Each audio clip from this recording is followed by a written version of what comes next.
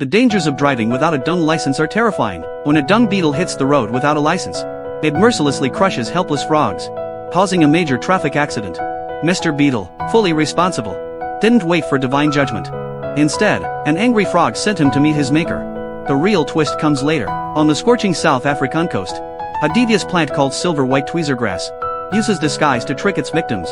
The victim are dung-loving beetle. Tempted by what seems like fresh dung, the beetle can't resist. It sees the seeds as pearls of Bob-A tea, and eagerly collects them. The plant seeds mimic dung perfectly, even smelling like it.